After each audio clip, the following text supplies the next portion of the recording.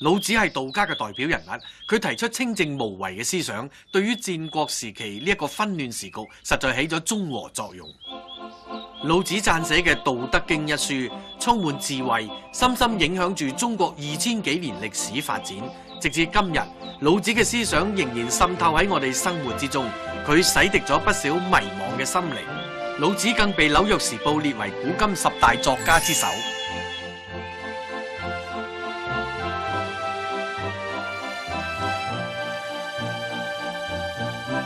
自古以嚟，一般嘅教誨都係人要表現堅強，唔可以柔弱；人要表現聰明，唔要愚蠢。不過，中國歷史上就出現咗一位老子，佢與眾不同。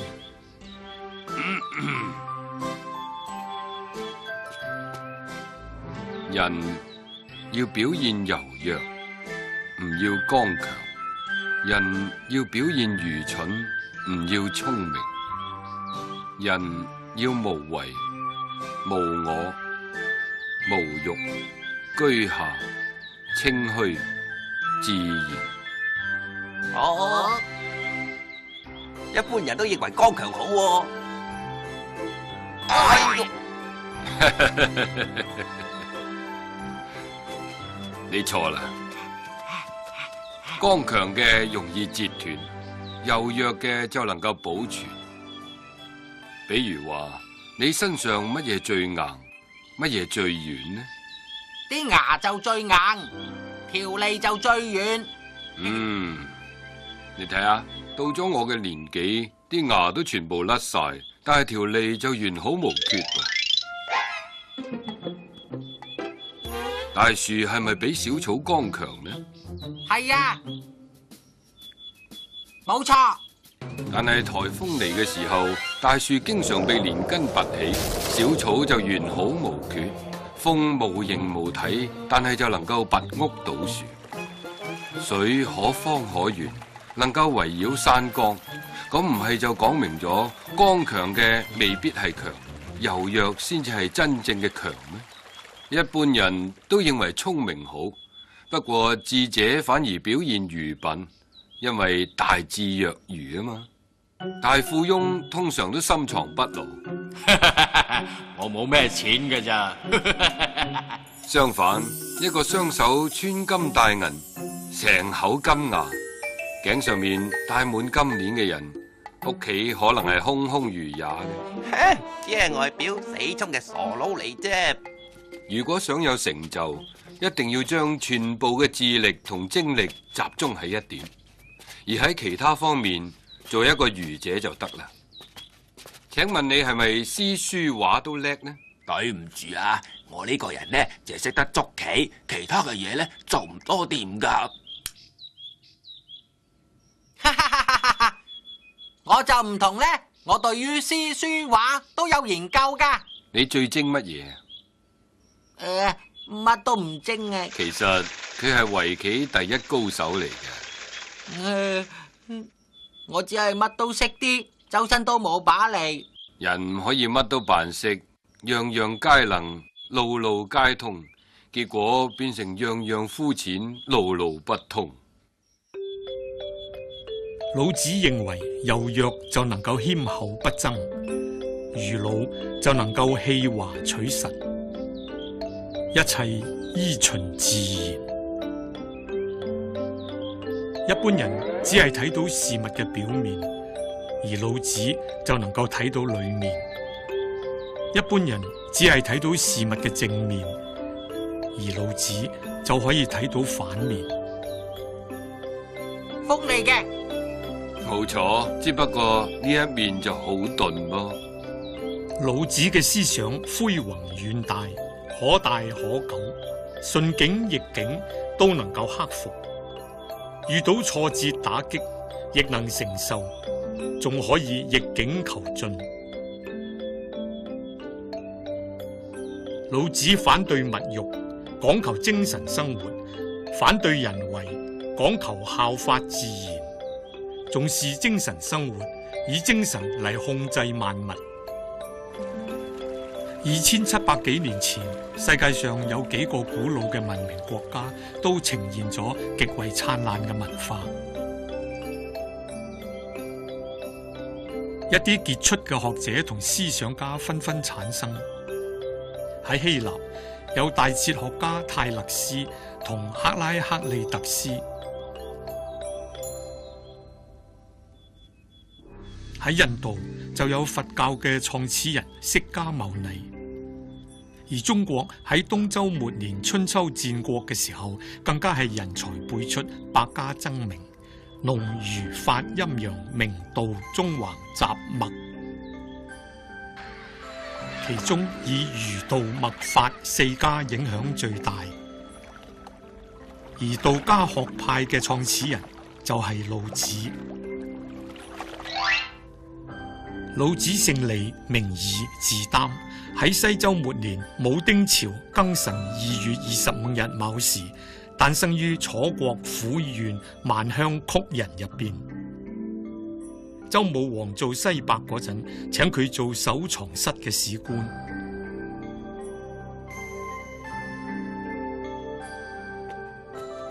借呢2本書啊！唔該喺度登記啊！喺呢度，佢更加潛心喺書籍之中，學到鑒往知來嘅歷史，令佢對人世有更深切嘅體會。就咁樣，老子嘅智慧一日一日咁增長。大教育家孔子到訪啊！你哋先將條路打掃乾淨，我去迎接佢。於是老子親自到郊外去迎接。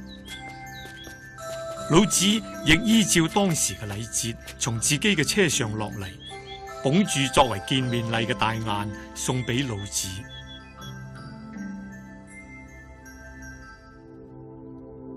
孔子喺洛陽住咗幾日，仲請教咗老子好多嘢添。多謝先生教誨，我受益良多，告辭啦。咁我就送翻2句說話俾你，作為臨別嘅禮物啊。第一，你所鑽研嘅多數係古人嘅嘢，但係古人死咗啦，連骨頭都化啦，只係剩低嗰幾句說話，唔好將嗰啲說話睇得太死。第二，有極高道德嘅人都係好樸實嘅，你應該避免驕傲、貪戀，唔好擺架子、妄想，咁對你係有好處嘅。孔子懷住感激嘅心情離開咗洛陽，返到魯國後，經常讚老子。魚，我知佢識游水；鳥，我知道佢識得飛；動物，我知道佢識得走路。但係龍，佢喺雲端，喺天上，無法觸摸，深不可測。李擔就好似龍一樣。周昭王23年，老子睇到周室逐漸衰弱，就離開洛陽，西出函谷關。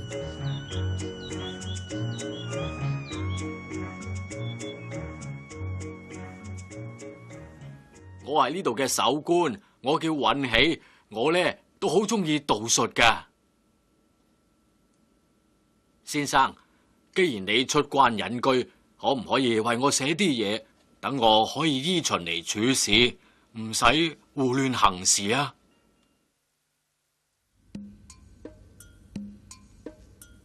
於是老子就寫咗一本書，分為上下篇，總共5000幾字。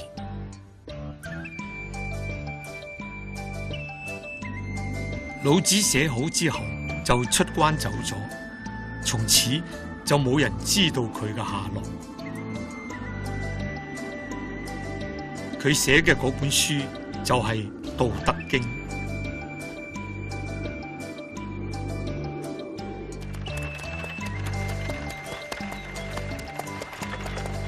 道係老子哲學思想上一個重要觀念。喺《道德經》裏邊，佢含有幾種意義。第一，構成世界嘅本體；第二，創造宇宙嘅原動力；第三，促使萬物運行嘅規律。第四，作為人類行為嘅準則。本章所講嘅道，係指一切事物存在嘅根源，係自然界中最初嘅發動者。佢具有無限嘅潛在力同創造力。天地間萬物蓬勃嘅生機，都係道嘅潛在力不斷發揮嘅一種表現。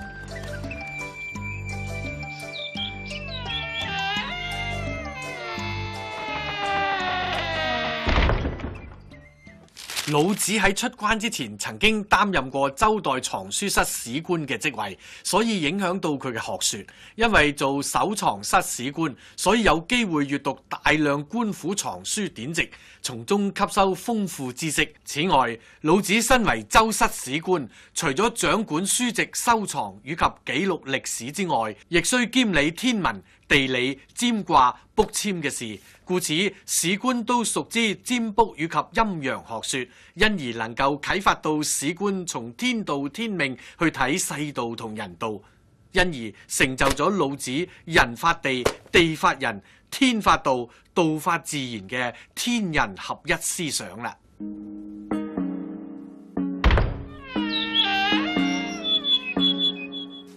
道可道，非常道；名可名，非常名。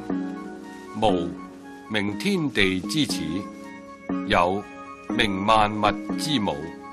故常無，欲以觀其妙；常有，欲以觀其徼。此兩者，同出而異名，同謂之玄。玄之又玄，眾妙之門。道呢就係咁，就係咁樣啦。哦，咁，我識㗎。錯啦，唔係咁嘅。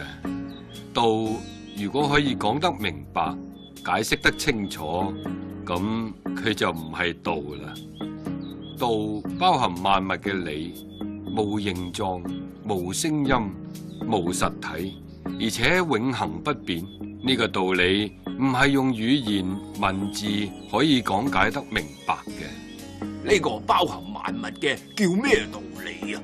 唔得，佢係冇名嘅。呢樣嘢我係唔可以強加個稱號俾佢嘅，因為如果你叫佢做甲，佢就唔係圓；你叫佢做白，佢就唔係黑。要了解大道，唔可以執着語言、文字同埋名稱，完全係要靠心靈去領悟，否則就會誤入歧途噶啦。明白咗呢個道理之後，我哋就可以講下天地萬物創生嘅情形啦。哇，好犀利呀！快啲講啦！天地開始嘅時候，冇實物，冇形象，呢種情形可以稱之為無。無就係道嘅本體，宇宙嘅本源。當道一產生創生嘅作用，萬物就隨之而生，可稱之為有。呢個有就係道嘅作用。所以當諗到天地嘅本源係無，就可以了解道嘅本體精微奧妙。諗到萬物嘅根源係有，就可以了解道嘅作用廣大無邊。無同有，一個係道嘅本體，一個係道嘅作用，可以講係同出於道，只係名稱唔同啫，都可以稱為玄妙，玄妙中嘅玄妙啊！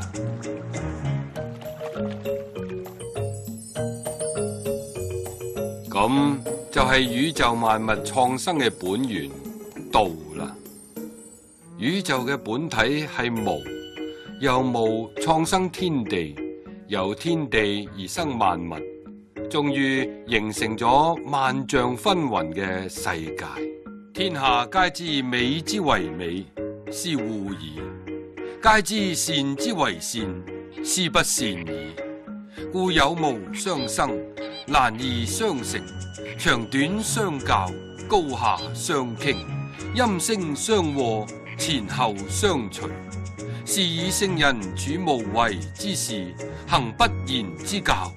萬物作而不辭，生而不有，為而不恃，功成而弗居。夫為弗居，是以不去。天下都知道美之所以為美，醜嘅觀念就產生咗；天下都知道善之所以為善，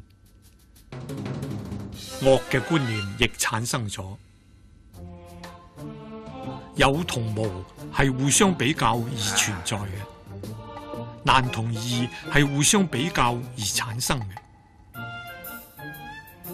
長同短係互相比較而顯現嘅，高同低係互相比較而造成傾議嘅，音同聲係互相對立而產生和諧嘅，前同後係互相對立而形成順序嘅。所以聖人以無為嘅態度嚟處理世事，行不言嘅教導，任萬物寓作而不加主宰，生長萬物而不據為己有，作用萬物而不自恃己能，功業成就而不自居。正因為佢不居功，所以功績就唔會埋沒。世間上一切嘅概念、價值都係由人自己設定嘅，價值判斷都係因比較而產生，而對立嘅關係會經常變動，所以價值判斷亦都不斷喺度變動。面對呢啲變動，我哋一定要淡然處之，唔好庸人自擾先至好啊！不尚賢，使民不爭；不貴難得之貨，使民不為盜；不見可欲，使民心不亂。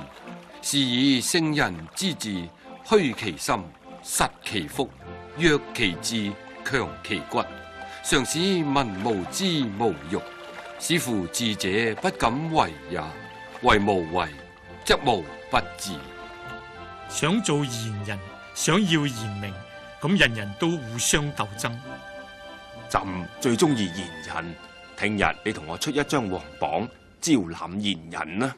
我係賢人啊！我係賢人，我係真正嘅賢人，我係真正嘅賢人。好啦，唔好再嘈啦！你睇咁樣反而唔好啦。停止啊！朕而家開始唔再標榜賢人，你哋亦都唔好再爭啦。你哋而家翻去先啦。唔標榜賢明，可以令人民唔再爭鬥。金銀珠寶都係難得嘅財貨，大家為咗要獲得呢啲財貨，於是就會產生盜賊啦。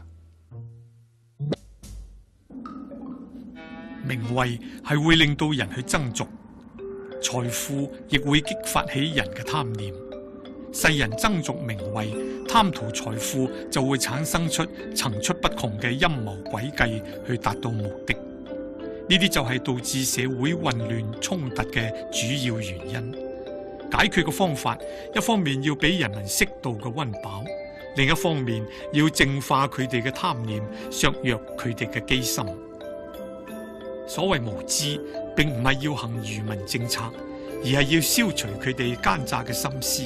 所謂無欲，並唔係要剝奪人嘅自然本能，而係要削弱貪欲嘅擴張。唔吹捧難得嘅財貨，可以令人民唔會起盜取嘅念頭；唔顯現名利嘅可貪，可以令人民嘅心思唔會紛亂。所以聖人為政，要淨化人民嘅心思，滿足人民嘅溫飽，減低人民嘅心智，增強人民嘅體魄。等人民無偽詐嘅心智，無爭逐盜取嘅慾念，令一切自作聰明嘅人不敢妄為。咁樣順其自然、無私無我嘅治理，國家就冇理由治理唔好噶啦。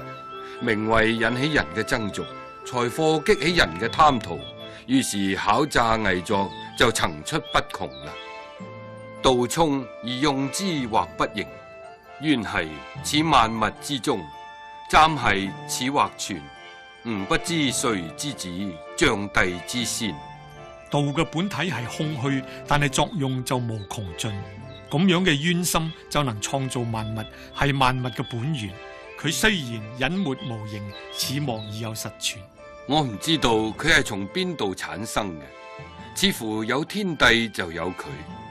道體係虛無嘅，但係道體並唔係一無所有，佢蘊藏住無盡嘅創造因素，因而佢嘅作用係無窮盡嘅。呢個虛無嘅道體係萬物嘅根源。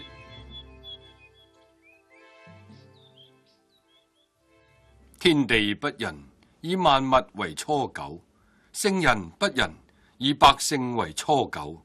天地之間，其猶託若乎？虛而不屈，動而愈出，多言數窮，不如守中。天地係大公無私嘅，對萬物一視同仁，將萬物當作草紮嘅狗一樣，冇喜愛亦冇憎恨。聖人都係大公無私嘅，將百姓當作草紮嘅狗一樣，冇喜愛亦冇憎恨，全部一視同仁。天地之間就好似風箱一樣，中間雖然係空虛嘅，但係正因為佢嘅空虛，所以先至可以生化萬物。由此可見，越做得多，越多建設，反而容易招致錯誤失敗。咁樣不如大家靜靜地唔出聲，唔做咁多嘢仲好啦。大道創生萬物，順任自然，無偏無私。國君治政都應該無為而治，咁樣社會自然就安寧。天長地久，天地所以能長且久者，以其不自生，故能長生。是以聖人後其身而身先，愛其身而身存，非以其無私也，故能成其私。天地所以能夠長久，係因為佢嘅一切運作都唔係為咗自己，所以能夠長久。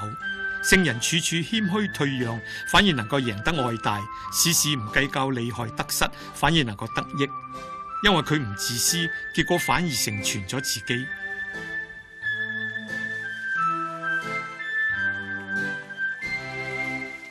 謙虛反而贏得愛戴，處處為其他人着想，反而能夠成就自己嘅理想。上善若水，水善利萬物而不爭，處眾人之所惡，故幾於道。居善地，心善淵，語善人，言善信，正善治，事善能，動善時。夫唯不爭，故無尤。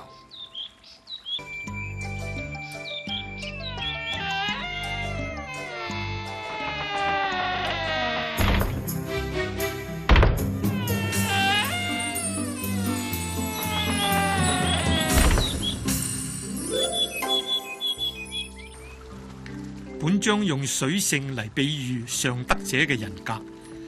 水最顯著嘅特性同作用係：一、柔；二、停留喺卑微低下嘅地方；三、滋潤萬物而唔會同大自然相爭。老子認為最完美嘅人格應該具備呢種心態同行為。處眾人之所惡，其他人唔願意去嘅地方，佢願意去；人哋唔肯做嘅事，佢肯做。佢有駱駝一樣嘅精神，不怕卑微同委屈，具有堅忍嘅個性。佢能夠盡佢所能去貢獻自己嘅力量，以幫助其他人，而絕對唔會同人爭名逐利。呢啲就係老子所講善利萬物而不爭嘅思想。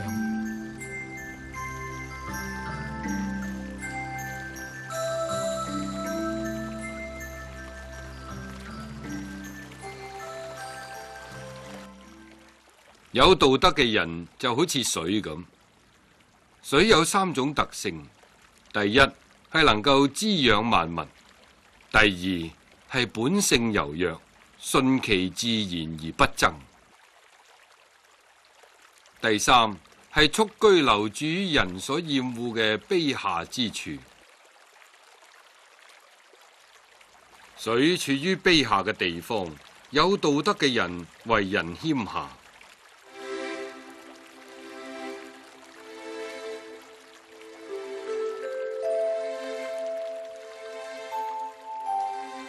水淵深清明，有道德嘅人虛靜沉默。水施予萬物，有道德嘅人施恩不忘報。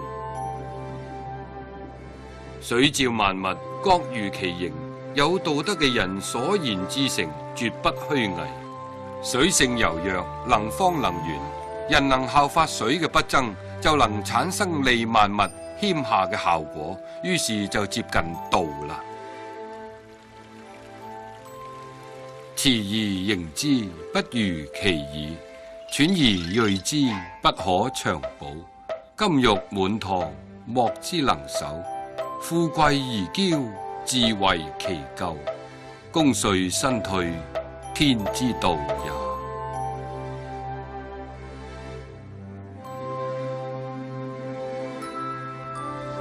本章在於寫盈，盈即係滿瀉、過度嘅意思。自滿驕傲都係盈嘅表現，盈嘅結果只得一個，就係傾覆滅亡。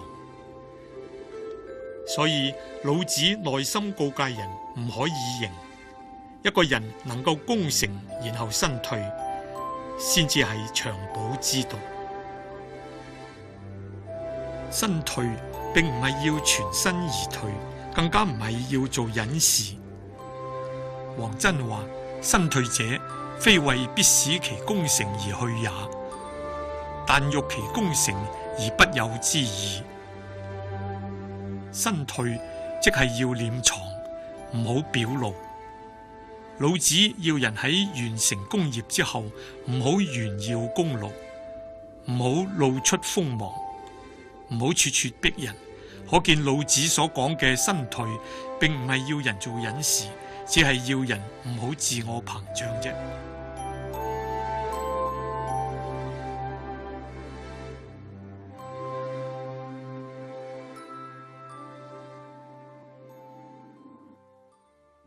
器皿盛載得太多水，都會漏出嚟。夠啦，夠啦，8分滿就夠噶啦。刀鋒可以用就得啦，如果磨得太鋒利就唔好啦，因為鋒芒太露就好容易折斷啦。一個人金銀財寶太多，會俾人虎視眈眈。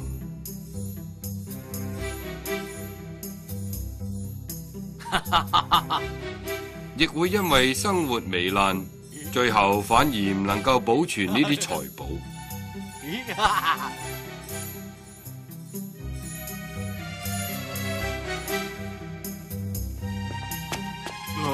冇啦，用晒啲錢啦。所以人喺成功之後就急流勇退，咁先至係自然之道。就好似上天一樣，上天生萬物，亦係生而不作養育，有功而不自恃。栽營魄抱一，能無離乎？專氣致幼，能嬰兒乎？滌除玄覽，能無痴乎？愛民治國，能無知乎？天門開合，能無雌乎？明白四達，能無為乎？心中緊守住道，能夠精神同形體合一，可以唔分離咩？任由生理嘅本能導致最柔和嘅心境，會好似嬰兒一樣咩？摒除心智嘅作用，可以無瑕疵咩？愛國治民可以自然無為咩？感官同外界接觸可以安靜謹慎咩？知無不照可以唔用心機咩？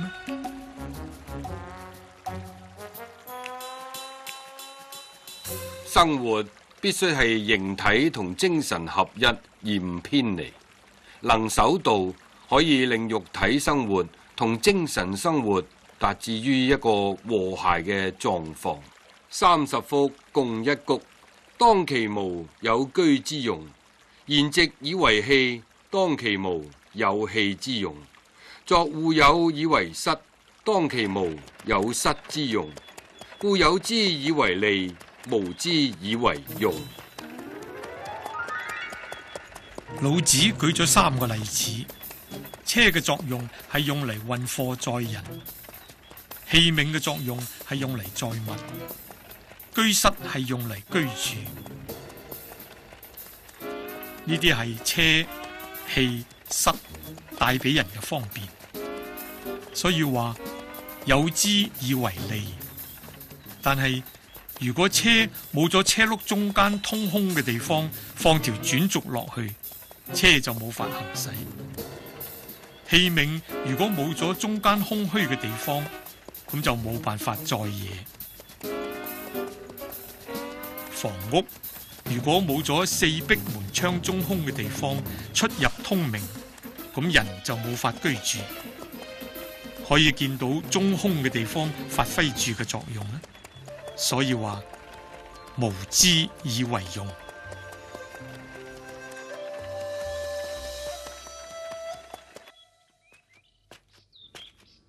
世人只知道有嘅好處，而唔知道無嘅用處。事實上，無嘅用處比有要大得多。30條車轂匯聚喺車谷，因為車谷係空虛嘅，車先至產生到乘坐嘅作用。一個杯，因為中間係空虛嘅，先至產生載物嘅作用。一個門窗，我哋亦係利用緊佢嘅無。一個房間，我哋亦因為佢嘅無，先至可以有居住嘅作用。由此可知，有之所以能夠帶俾人方便，係有賴無發揮佢嘅作用。只得有係發揮唔到大用處嘅，唯有有同無配合，先至可以產生大用。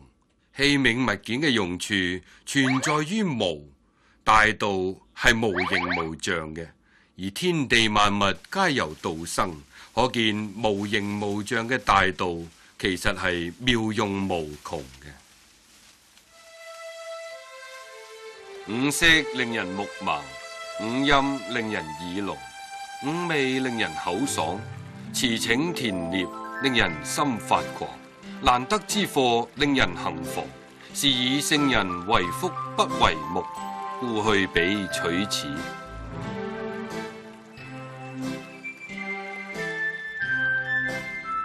人嘅需要有限，但係人嘅慾望係無窮。過分追求色彩嘅享受，最後視覺一定遲鈍；過分追求聲音嘅享受，最後聽嘢實唔清楚；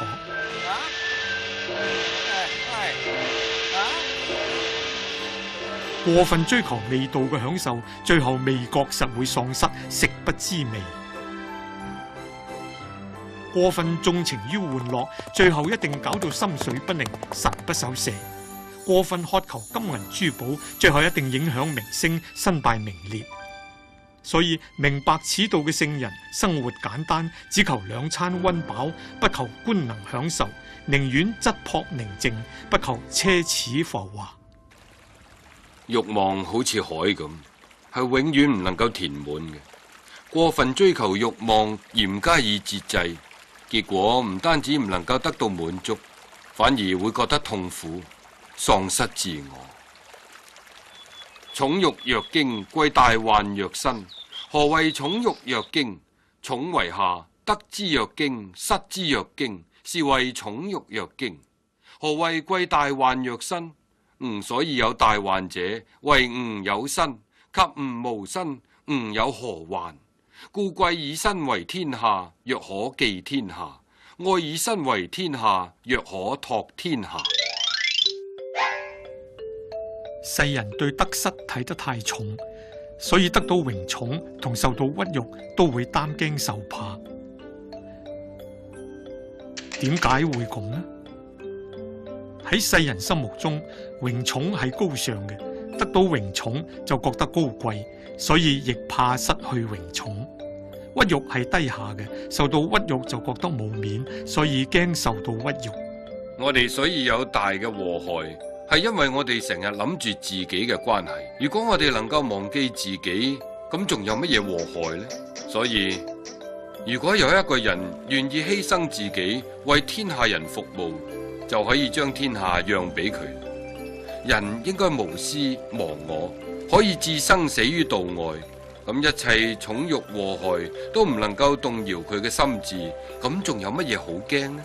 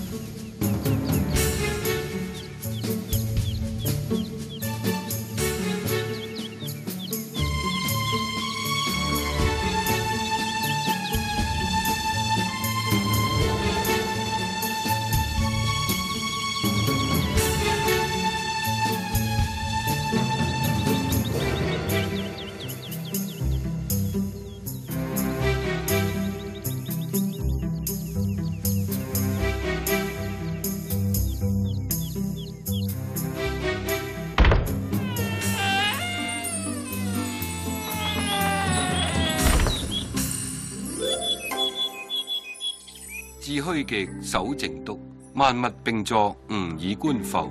夫物芸芸，各復歸其根。歸根若靜，是謂復命。復命若常，知常若明。不知常，妄作空。知常容，容乃公。公乃全，全乃天。天乃道，道乃久，沒身不殆。人嘅心靈本嚟係虛明寧靜，但係好多時被私欲蒙蔽，所以睇唔到事情真相，行事亦會失常。所以我哋要盡力令自己回復到虛明寧靜嘅狀態，咁樣就能夠睇清楚萬物蓬勃生長，睇到往復循環嘅道理。萬物紛紛芸芸，各自翻去佢嘅根本處，呢啲叫做靜，亦叫做常。了解常叫做明，唔了解常而輕舉妄動就會有禍害。了解常道嘅人係無所不包嘅，就能夠坦然公正，先至做到毫無偏私，先至符合自然，咁樣就能夠符合道，符合大道先能夠永垂不朽，咁樣呢世都唔會有乜嘢危險啦。致虛同守靜嘅功夫做到極致，就能夠明察事理，同埋洞悉萬物變化嘅常規，就能夠深得自然嘅趣味，而與大道同體啦。太上下之有之，其次親而譽之，其次畏之，其次侮之。信不足言，有不信言。又係其貴言，功成事遂，百姓皆為我自然。國君治理國政可分為4個等級，最上等嘅國君推行不言嘅教化，令人民順應自己本性生活。我淨係知道有國君，但係就唔知道佢究竟為我哋做過啲乜嘢喎。次一等嘅國君用德教感化人民，用仁義治理人民。我認為啊，我哋嘅國君真係好叻㗎，佢為我哋人民做咗好多嘢啊。第3等嘅國君用政教治理人民，用刑法威嚇人民。我哋嘅國軍管理得我哋好嚴、好惡、好得人驚嘅。第四等嘅國軍用權術愚弄人民，用詭計欺騙人民。我哋嘅國軍實在太過分啦，欺人太甚啊！我哋要起嚟反抗。最好嘅政治就係無為而治啦，人民都順應自己嘅意願生活，得到咗最大嘅益處。功成事遂之後，老百姓都唔知道，佢哋仲會話：本來就係咁噶啦。為政者就好似人體裏邊嘅肺，最好嘅肺係你唔覺得有佢幫我哋呼吸工作。當你日日都覺得佢幫緊你呼吸，咁樣你個肺就已經有病啦。大道廢有仁義，智慧出有大偽，六親不和有孝慈，國家紛亂有忠臣。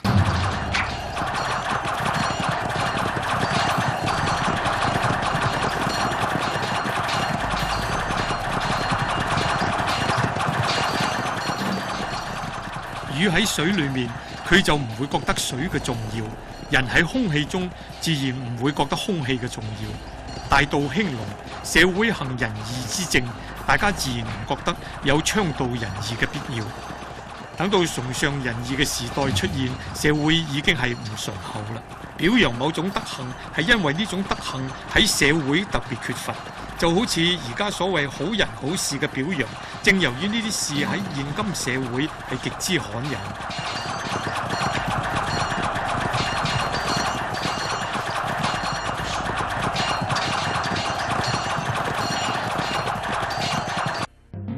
上古嘅時候，人民誠實，因為冇知識，所以唔會虛偽。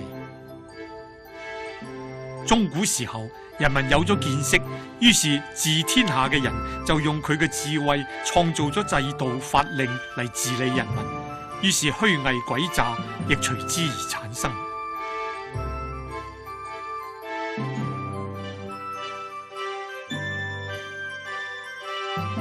用智慧嚟防止逃稅。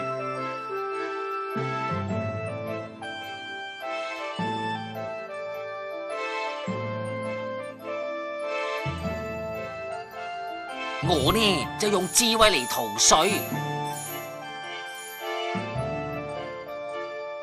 我成功啦！逃稅啊，20萬啊！家族中人能夠坦誠相對、和睦共處，根本就唔使講孝同慈。等到六親不和，孝慈先至會產生嘅。打你！手啊！哎呀，唔好做啦！停啊！打交架啦！唔好打！國家清明嘅時候，各大臣各展所長，各盡其職，並無所謂嘅忠臣，佢哋都係朕嘅大臣。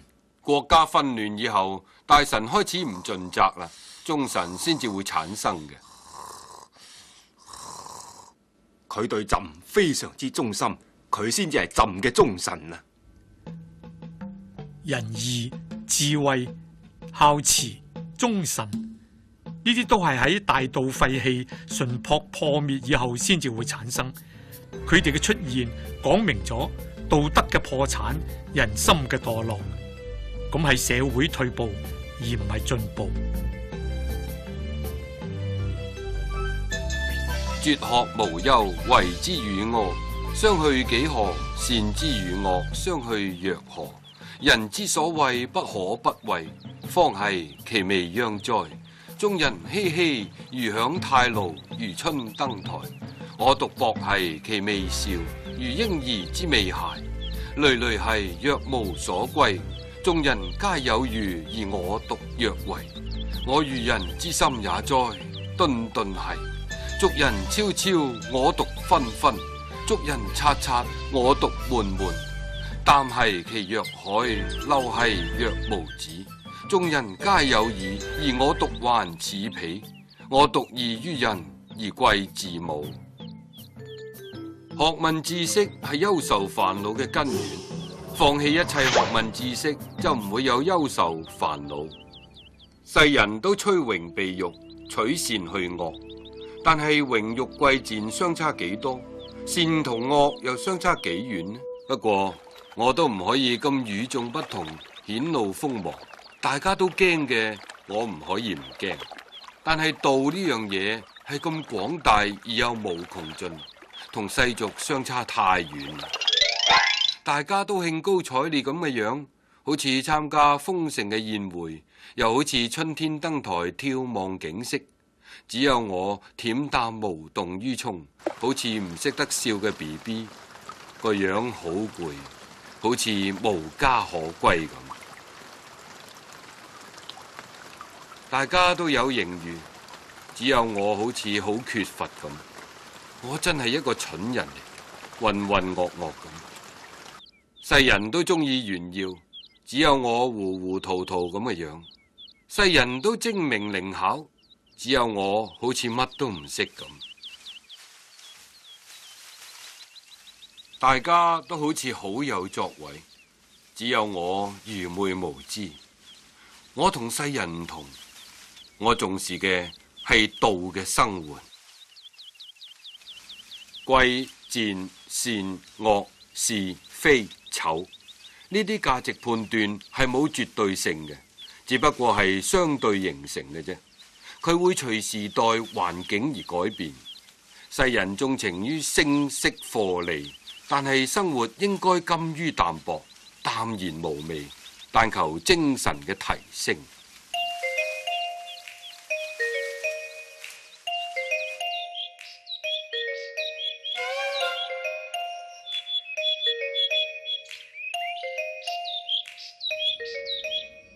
曲則全，枉則直，蛙則盈，敝則新，少則得，多則惑。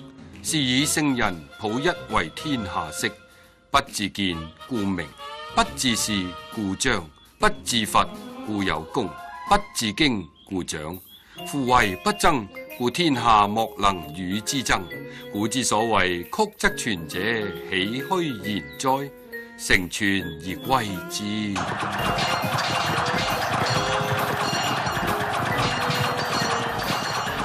普通人總係中意追逐事物嘅表面，芸芸眾生都努力求全求形，或者不斷表揚自己，所以就產生無數嘅紛爭。求全之道莫過於不爭，不爭之道在於不自現、不自是、不自我、不自矜。而本章開頭所講嘅曲、枉、蛙、敝，亦都具有不爭嘅含義。委曲可以保存，屈就反而能夠伸展，低洼得以充盈，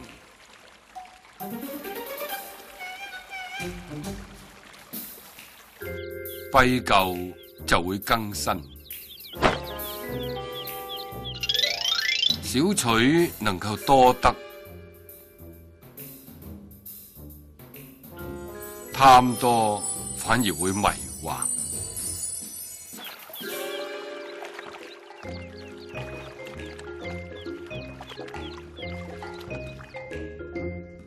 所以聖人守道，作為天下事理嘅模範。不自我表揚，反而顯揚；不自以為是，反能彰顯；不自誇，反而能夠見功；不自我矜持，反能長久。正因為唔同人爭，所以天地間冇人同佢爭。古人話委曲可以保存呢句話，點會係亂講呢？普通人總係追求事物嘅表面，求全求形，所以引起無數嘅紛爭。人應該處柔守弱，謙下退讓，咁就達到不爭嘅境界。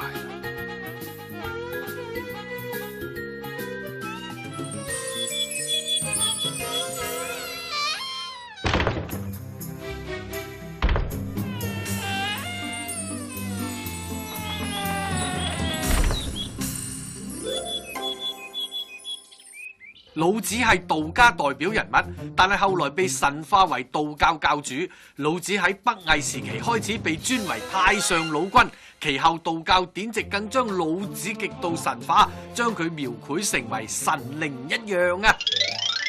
夫皆兵者，不祥之氣，物或惡之，故有道者不處。君子居則貴左，用兵則貴右。兵者，不祥之氣，非君子之氣，不得已而用之，恬淡為上。勝而不美，而美之者，是樂殺人。夫樂殺人者，則不可以得志於天下矣。吉事上左，凶事上右。偏將軍居左，上將軍居右，然以喪禮處之。殺人之眾，以哀悲泣之；戰勝，以喪禮處之。武力會帶嚟凶災。老子指出咗戰爭嘅禍害，而表達出佢嘅反戰思想。用兵係出於不得已，如果係為咗除暴安良而用兵，亦應該恬淡為上。打贏咗唔好得意洋洋，得意洋洋就係中意殺人。呢句話真係一語道破出尚武者嘅心理狀態。老子仲話，如果不得已而要應戰，就要以喪禮處之，殺人之眾以悲哀泣之。咁樣正係人道主義嘅呼聲。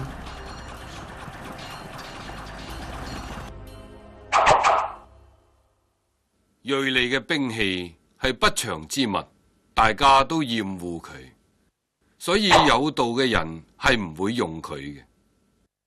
君子平時會尊崇左邊，用兵嘅時候就會尊崇右邊。兵器係不祥之物，君子係唔應該用呢啲嘢，迫不得已而要用佢，最好要淡然處之。贏咗唔好飄飄然，如果咁樣就係中意殺人，就唔能夠喺天下得到成功。吉慶嘅事情以左方為上，凶喪嘅事情以右方為上。上將軍喺右方，用兵作戰嘅時候，偏將軍喺左方，咁樣係將戰爭當作喪事嚟看待。殺多咗人，要以悲哀嘅心情嚟悼念佢哋，即使打贏咗，亦都要以喪事嚟處理。武力帶嚟凶災禍害，用兵係不得已嘅事，應該心平氣和，只求達到目的就得啦。知人者智，自知者明；勝人者有力，自勝者強；知足者富，強行者有志；不失其所者久，死而不亡者壽。本章講個人修養同自我建立，一個能夠自知、自勝、自足、強行嘅人，要時時自我反省，堅定自己，自我克制，矢志力行，咁樣先至能夠進一步咁開展自己嘅精神生命同思想生命。能夠了解人哋嘅優劣，只能夠算係聰慧；能夠認識自己本心本性嘅，先至算係高明。能夠戰勝人哋嘅，可以算係有力；能夠克服自己嘅，先至算係堅強。我唔得噶啦，我戒唔到酒啊！能夠知足而淡薄財物嘅，先至算係富有。阿仁兄啊，你滿唔滿意你目前嘅生活呢？滿意，我好滿意目前嘅生活啊！道可道，能夠明道而強行不息嘅，先至算係有志氣。以道為本而唔會失去本性，先至算係長久。肉身雖死而精神不朽嘅，先至算係長壽。每一個人都有私有欲，想去除私欲，一定先要自我反省，然後保持心境平靜。如果能夠做到自知、自勝、知足同強行，咁樣就可以算得係得道啦。執大象，天下往，往而不害，安平泰。惡與利，過客止。道之出口，擔負其無味，視之不足見，聽之不足聞，用之不足記。執守大道，天下人都嚟歸往。歸往而唔會互相傷害，於是大家都平和安泰。音樂同美食能令過路人停步，但係道雖然淡而無味，睇唔到聽唔到，但係道係用唔完。仁義禮法之治就好似音樂同美食咁，只能夠滿足人嘅耳目口腹之欲，道就能夠令人得到心靈嘅滿足。將欲給之，必固張之；將欲弱之，必固強之；將欲廢之，必固興之；將欲取之，必固與之。是謂微明，柔軟勝剛強，如不可脫於淵。國之利器，不可以示人。要收縮佢，就先要擴張佢；要削弱佢，就先要加強佢；要廢棄佢，就先要抬舉佢；要套取佢，就先要給予佢。呢啲係好明顯嘅道理。柔弱一定勝過剛強。魚唔能夠冇水，離開水一定乾死。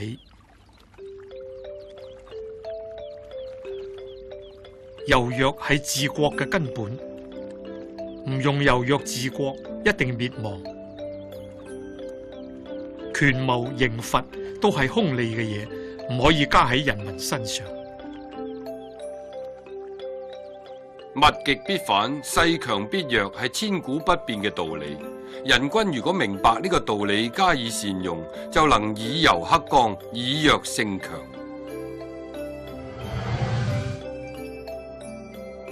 上德不德，是以有德；下德不失德，是以無德。上德無為而無以為，下德無為而有以為。上仁為之而無以為，上義為之而有以為。上禮為之而莫之應，則攘臂而擁之。故失道而後德，失德而後仁，失仁而後義，失義而後禮。夫禮者，忠信之薄而亂之首；前識者，道之華而愚之始。是以大丈夫處其厚不居其薄，居其實不居其華，故去彼取此。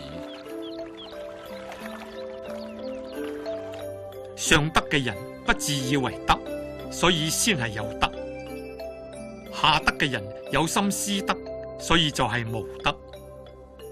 上仁嘅人有所作為，但係出於無義；上義嘅人有所作為，而出於有義；上禮嘅人有所作為，如果得唔到回應，於是就伸出手臂嚟要人強從。所以失去道，然後先有德；失去德，然後先有仁；失去仁，然後先有義，然後先有禮。當社會需要用禮維繫德嘅時候，就會產生虛偽巧詐，禍亂就跟住嚟啦。自以為聰明嘅人以智取巧，實在係愚昧嘅根源。所以大丈夫應守質樸大道，唔要虛偽嘅巧智，捨棄禮智嘅浮華，改用道德精神。道德修養共分道、德、仁、義、禮、智。合於道嘅社會，一切要自然而行。當社會需要禮智嚟維繫嘅時候，會出現詐偽，已經係不堪設想嘅時候啦。反者道之動，弱者道之用。天下萬物生於有，有生於無。道德運行反覆循環，周流不息，先可以產生綿延不盡嘅生命。道嘅作用柔弱謙下，天下萬物係從有而產生嘅，而有係從無產生出嚟嘅。無係道之體，有係道之用。人應無為、無事、無智、無知、無欲、無我、無私，咁先達到道嘅最高境界。道生一，一生二，二生三，三生萬物。萬物負陰而抱陽，充氣以為和。道係萬物創生嘅總原理，萬物創生嘅程式係由道生出一種氣，呢種氣又化分成為陰陽二氣。陰陽二氣相交，形成一種平和嘅狀態。於是萬物都喺呢種狀態中產生啦。萬物都背陰而向陽，陰陽兩氣互相激盪，形成新嘅和諧體。道創生咗萬物，萬物創生以後，仲要守住道德精神，依道而行，應該柔弱，應該順其自然。天下之至有，馳騁天下之至堅。無有入無間，吾是以知無為有益。不言之教，無為之益，天下希及之。人之所教，我亦教之。吾將以為教父。天下最柔軟嘅嘢，係能夠駕馭天下最堅硬嘅嘢。無形嘅力量能夠穿透無間隙嘅嘢，所以我知道無為嘅益處。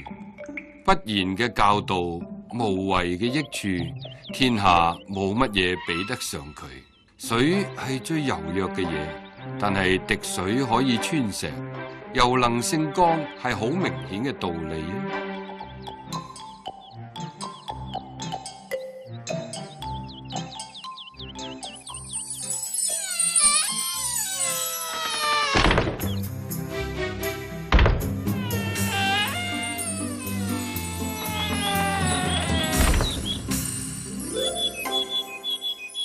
老子係一個神秘人物，關於佢嘅出生，亦有一個神話故事。喺《史記正義》中引述《玄妙內篇》話，老子嘅母親係食咗一個梨之後感孕而懷有老子，但係老子並唔係懷胎10月出世嘅，而係喺母親體內81年先至瓜熟蒂落。佢嘅母親係要割開腋下嚟生老子嘅，亦因為喺母體81年至出世，所以佢個樣就好似一個老人家咁啦。名與身屬親，身與禍屬多，得與亡屬病。是故甚愛必大費，多藏必厚亡。知足不辱，知止不殆，可以長久。名聲同生命比起嚟，邊樣親切呢？生命同財貨比起嚟，又邊樣貴重呢？得到名利同喪失生命，邊一樣為害呢？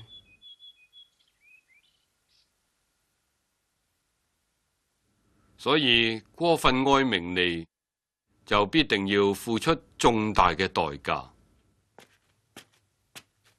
收藏太多嘅財寶，就一定會招致沉重嘅損失。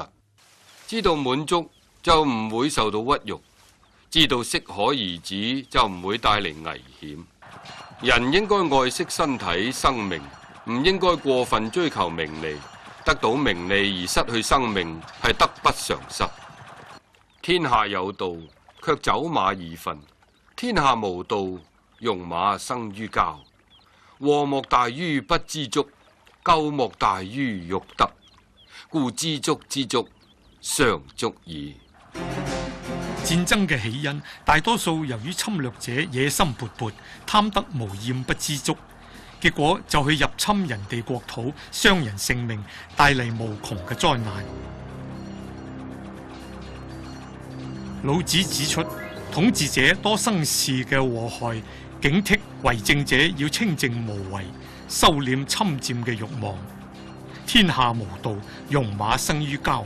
意思係天下唔行德政，而行皇權霸道，所以戰爭連連，戰馬亦要喺戰場上產子，亦可以反映出當時兵荒馬亂、互相殺戮嘅慘烈情況。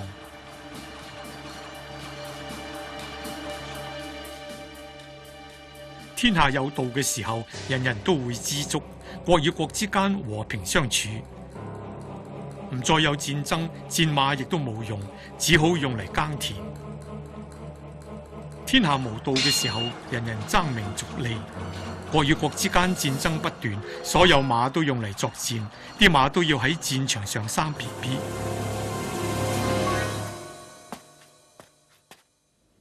我國嘅國土點解會咁細㗎？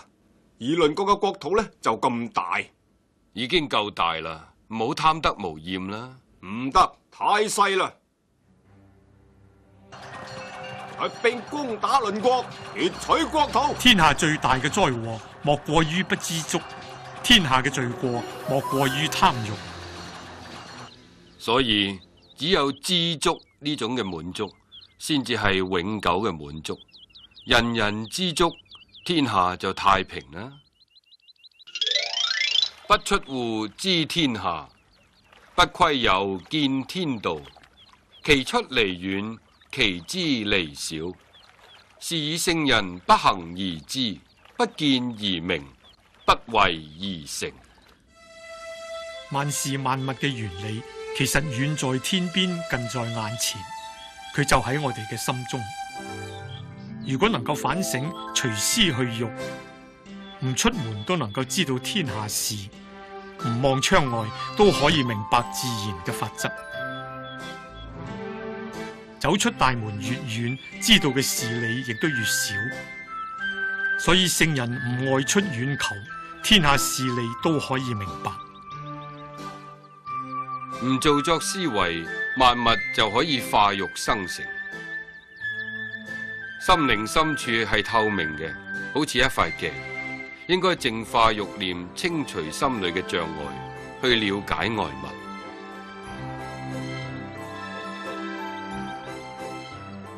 為學日益，為道日損，損之又損，以至於無為。無為而無不為，取天下尚以無事，及其有事，不足以取天下。求學一日比一日增加。我喺書本入邊學到嘅知識見聞，已經係增加咗唔少啦。求道就一日比一日減少，減少又減少，一直到無為嘅境地。如果可以唔妄為，咁就冇咩事係做唔到啦。治理國家要保持清靜，唔擾攘。至於舉政繁苛，就唔配治理國家。為學只會增加慾望，所以虛偽百出。求道要減少知識同慾望，內心清虛，外在自然無為啦。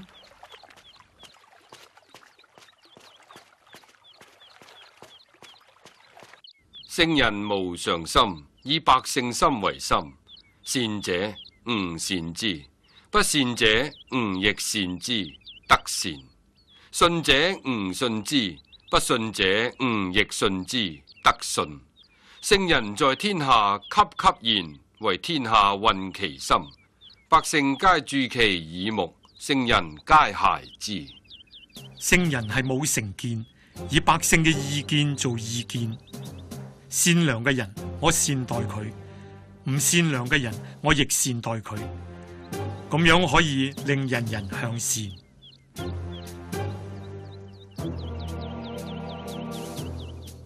守信嘅人，我善待佢；唔守信嘅人，我亦善待佢。咁樣可以令人人守信。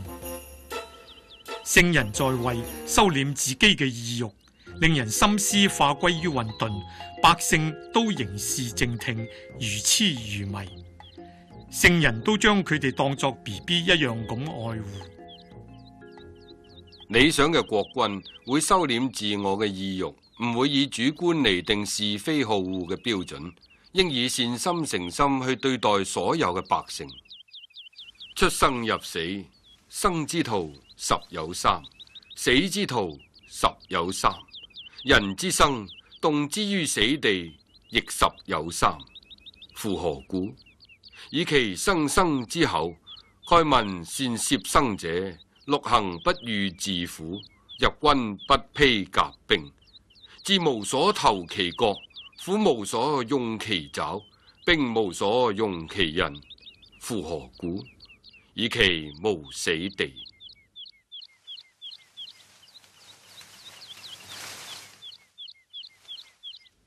人出生之後能夠長壽嘅有3%，短命夭折嘅有3%，本來可以長壽而自己跳入死路嘅亦有3%。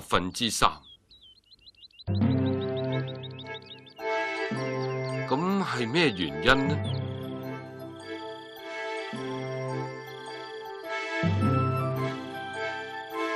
係因為佢哋生活實在太富足啦。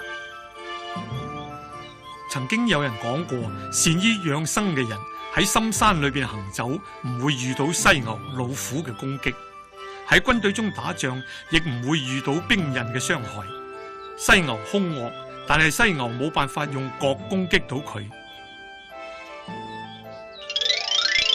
老虎雖猛，但係老虎冇辦法用爪傷害到佢。兵器雖然鋒利，但係兵器嘅鋒刃傷害唔到佢。咁係咩原因呢？因為善於養生嘅人根本就冇嘢可以傷害到佢。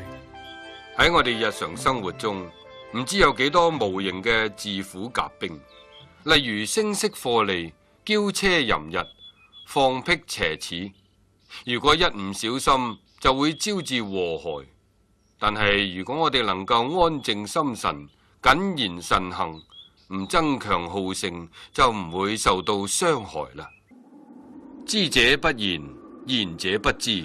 塞其對，閉其門，錯其銳，解其紛，和其光，同其塵，是謂玄同。故不可得而親，不可得而疏，不可得而利，不可得而害，不可得而貴，不可得而賤，故為天下貴。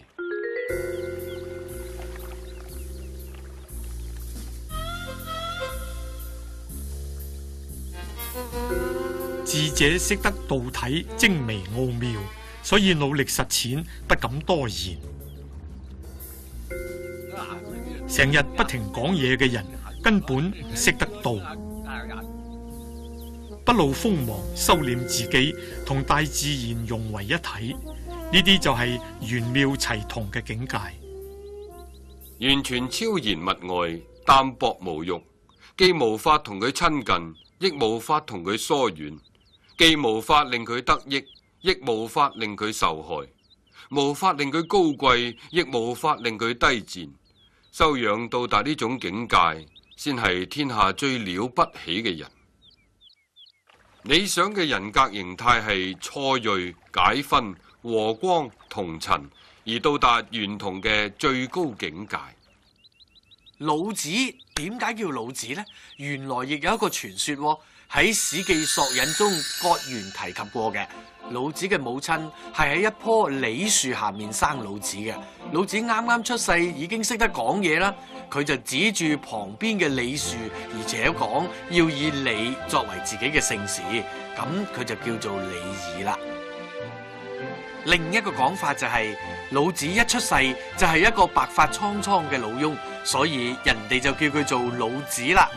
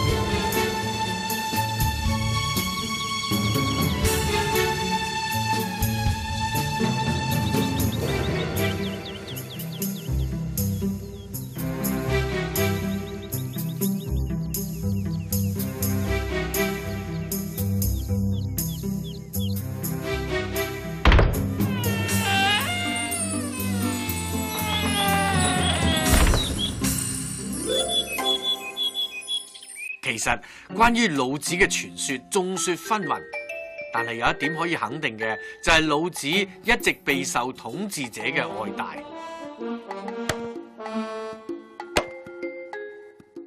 喺西漢初年提出嘅黃老之治，就正正係以老子清靜無為嘅思想為基本，喺全國推行實行與民休息嘅政策，使人民喺連年征戰後迅速復原。由此可見老子嘅思想可取之處。以政治國，以其用兵，以無事取天下，吾何以知其言哉？以此天下多忌諱而民離貧，民多利器，國家之分；人多技巧，其物之起，法令之章，盜賊多有。故聖人云：我無為而民自化，我好政而民自正，我無事而民自富，我無欲而民自樸。以清靜之道治國，以鬼奇嘅方法用兵，以唔打擾人民嚟治理天下。我點知道會係咁呢？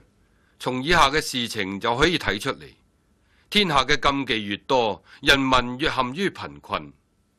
禁止私自遊行，禁止非法集會，禁止亂咁講嘢，禁止亂咁討論。政府嘅權謀越多，國家越陷於紛亂。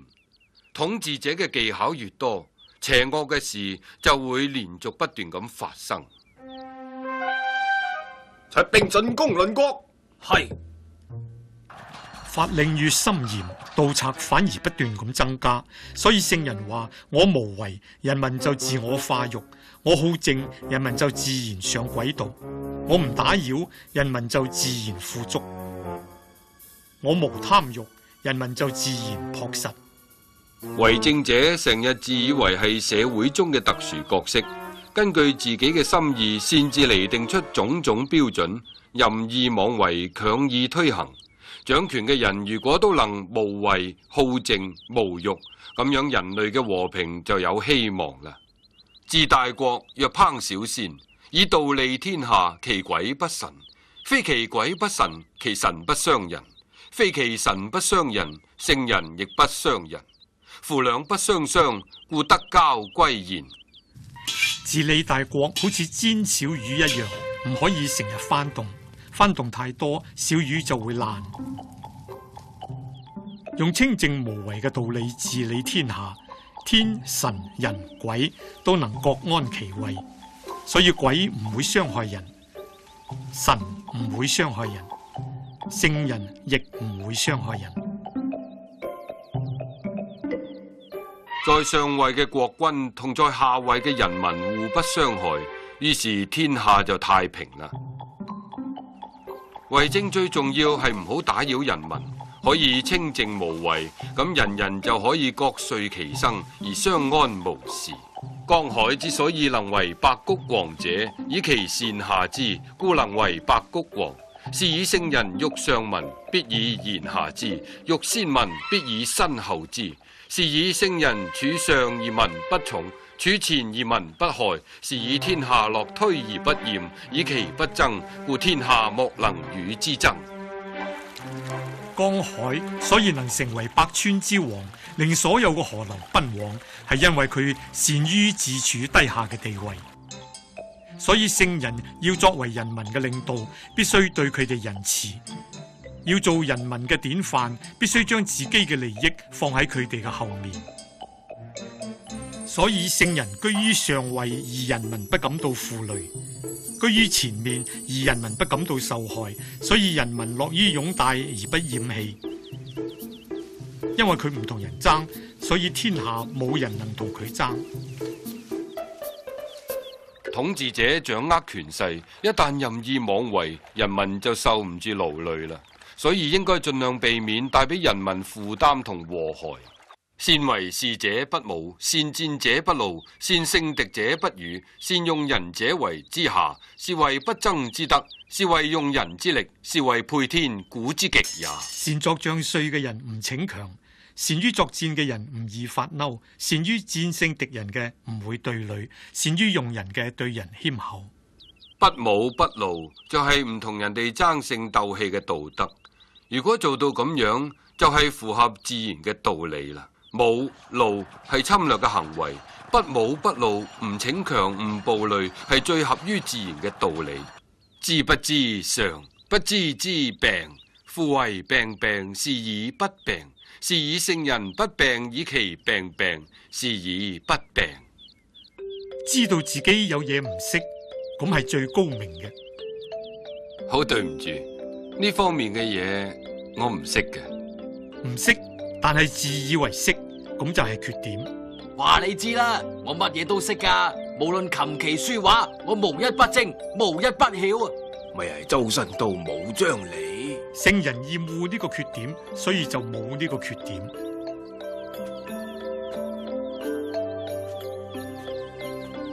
有啲人只睇到事物嘅表面，一知半解就以為自己乜都識，知道自己愚蠢嘅係智者，唔知道自己愚蠢至係真正嘅蠢材。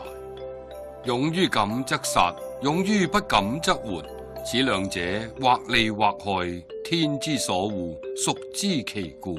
是以聖人又難知。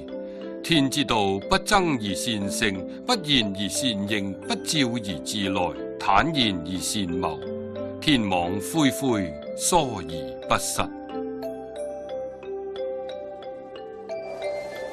勇於表現剛強就會送命，勇於表現柔弱反能生存。呢兩樣同樣係勇於敢，但係勇於柔弱就有利，勇於剛強就有害。天點解會討厭勇於敢呢？有邊個知道係咩原因？自然嘅規律係唔去爭就能夠獲勝，唔講嘢就會有回應，唔使出手，萬物自然歸附，寬廣坦蕩而善於安排。自然嘅範圍廣大無邊，好似一張大網一樣，籠罩嘅範圍無所不包。佢雖然稀疏，但係從來冇任何缺失。自然嘅規律係柔弱不爭嘅，人類嘅行為應該效法自然嘅規律，唔好再剛強好勇。人之生也柔弱，其死也堅強；草木之生也有趣，其死也枯槁。故堅強者死之徒，柔弱者生之徒。是以兵強則滅，木強則折。強大處下，柔弱處上。老子從人類同草木嘅生存現象中，說明咗有生命嘅嘢都係柔弱嘅，而死亡嘅嘢都係堅硬嘅。老子從萬物活動所觀察到嘅物理狀況而斷言：堅強者死之徒，柔弱者生之徒。老子嘅結論仲蘊含住堅強嘅嘢已經失去生機，柔弱嘅嘢就充滿生氣。呢啲係從事物嘅內在發展狀況嚟說明嘅。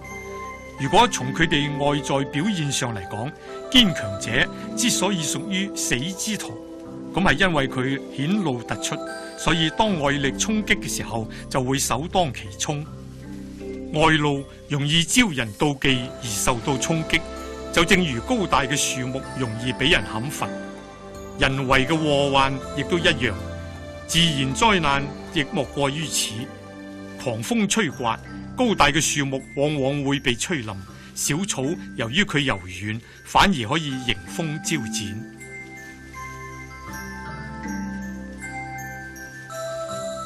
人在生時身體係柔軟嘅，死咗嘅時候就變得僵硬。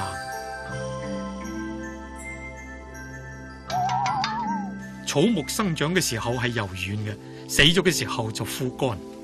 所以堅強嘅嘢係屬於死亡嗰一類，而柔弱嘅嘢呢，先至係屬於生存嗰一類。所以用兵逞強就會遭遇滅亡。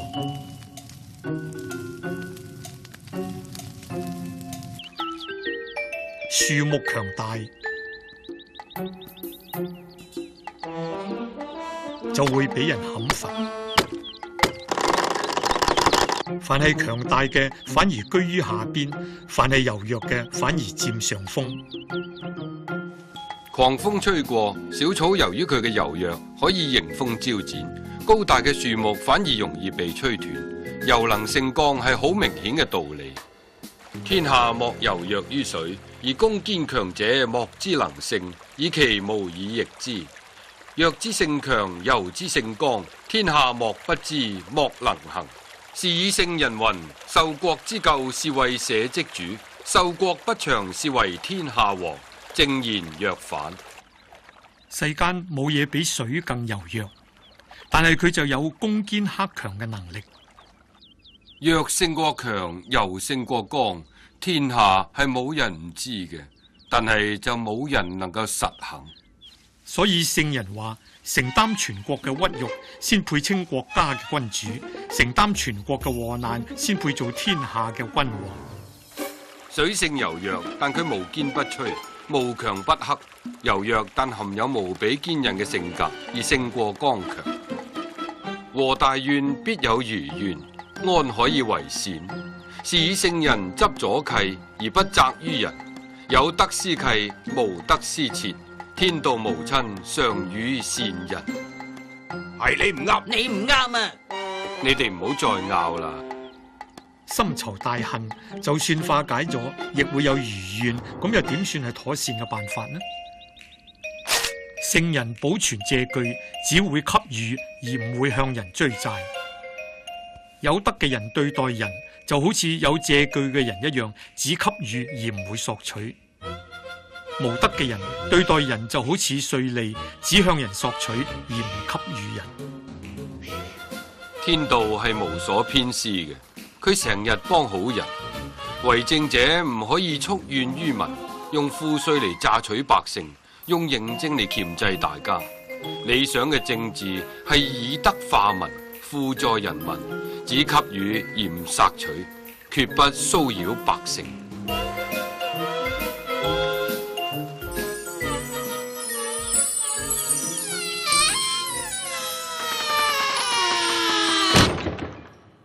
事實上，除咗漢代之外咧，唐宋時期嘅君主亦都推崇老子喎。例如唐代嘅高祖李淵，更尊奉李耳為李氏嘅祖宗，並以老子廟為家廟。此外，當時更興建太清宮同埋動清宮作為祭祀用途。後來至北宋時嘅真宗亦都擴建上述兩座廟宇，可見歷代不少君王都十分尊崇老子嘅。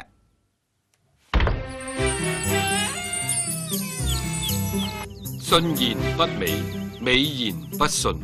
善者不辯，辯者不善。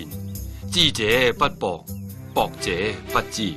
聖人不積，既以為人以御有，既以與人以御多。天之道，利而不害；聖人之道，惠而不爭。本章嘅格言可以作為人類行為最高嘅準則。前面三句格言在於提示人要信實、納言、專精；後面四句在於勉勵人要利民而不爭。真實嘅說話唔好聽，好聽嘅說話唔真實。行為良善嘅人唔狡辯，狡辯嘅人唔善良。真正了解嘅人明白宇宙間嘅大道就喺自己心中，唔使周圍揾。知識廣博嘅人未必真正明白大道。聖人冇私心，任何嘢都唔會有所保留，佢哋會盡量去幫人，自己反而更充足。傾其所有給予別人，自己反而更富有。天道無私，只有利於萬物，而唔會對萬物造成傷害。聖人順天道而行，只係貢獻施予，而唔會同人爭奪。聖人能夠效法利而不害嘅天道，而表現惠而不爭，結果天下莫能與之爭。施者比受者有福。唔同人爭奪功名嘅精神，就係一種偉大嘅道德行為。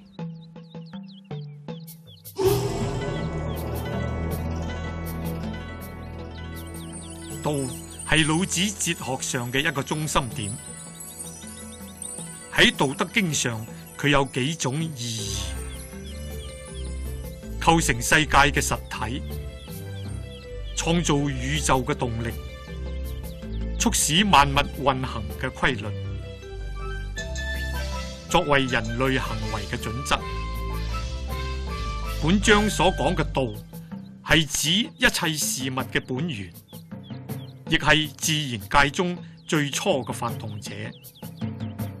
佢具有無限嘅潛在力同創造力，天地間蓬勃嘅生機，都係道嘅潛在力不斷創發嘅一種表現。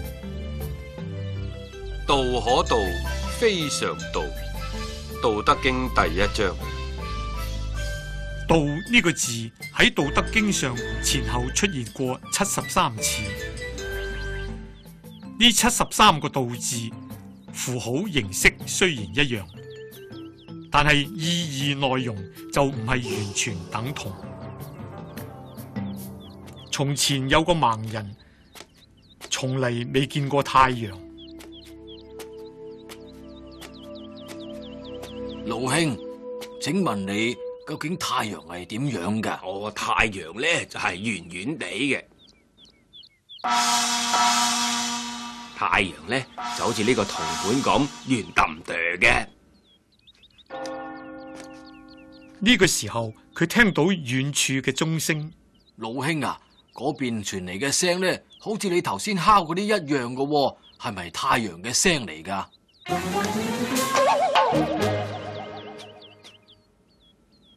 太陽嘅光咧就好似呢個咁啦。哦，太陽嘅形狀係咁嘅，多謝啊。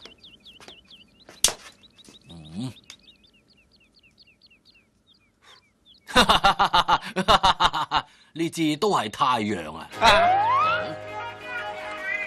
蘇東坡曾經講過，語言係無法表達一切道理嘅。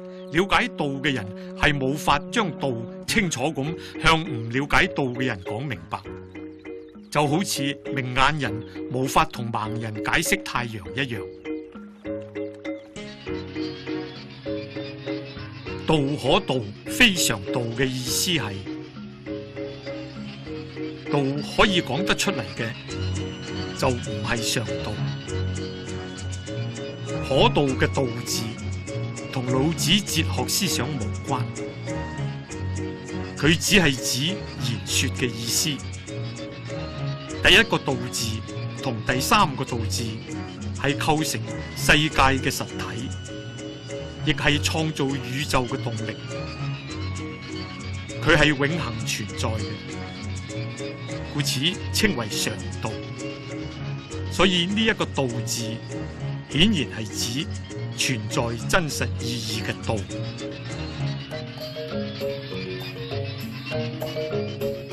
名可名，非常名。道德經第一章。無盡藏嚟去請教六祖慧能。六祖慧能啊，我好想你幫我解釋一下《涅槃經》啊，得嘛？真係好抱歉啊，無盡藏嚟，對唔住啊，我係唔識字噶，麻煩你將經文讀出嚟俾我知，我先至略解其中嘅真理嘅。你連字都唔識，又點了解其中嘅真理啊？無盡藏嚟，真理係同文字無關嘅。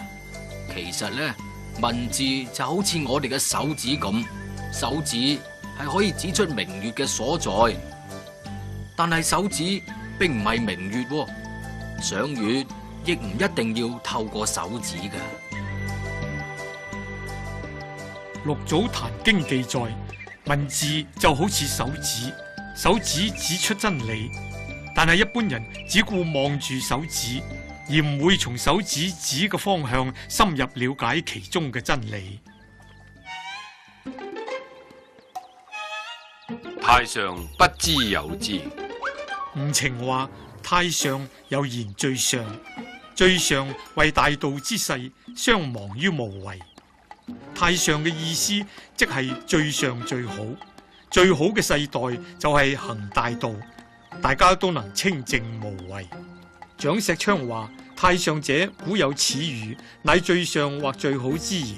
危策，故為王計，太上伐秦，其次奔秦，其次堅弱而長廣興國，無相離也，為最好，伐秦也。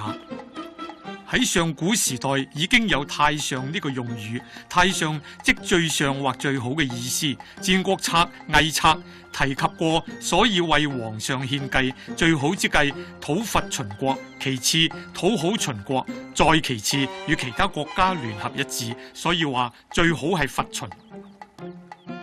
楊朱見老子。如果一個人反應敏捷、疏通明白，呢個算唔算係好皇帝啊？呢種人有咗才能就俾人使，有咗技藝就俾技藝所累，只係勞動自己嘅形體，離開道反而越嚟越遠。豹因為身上有斑紋，猿猴亦因為身體敏捷，就俾人捉咗去。你話佢哋係真正有智慧咩？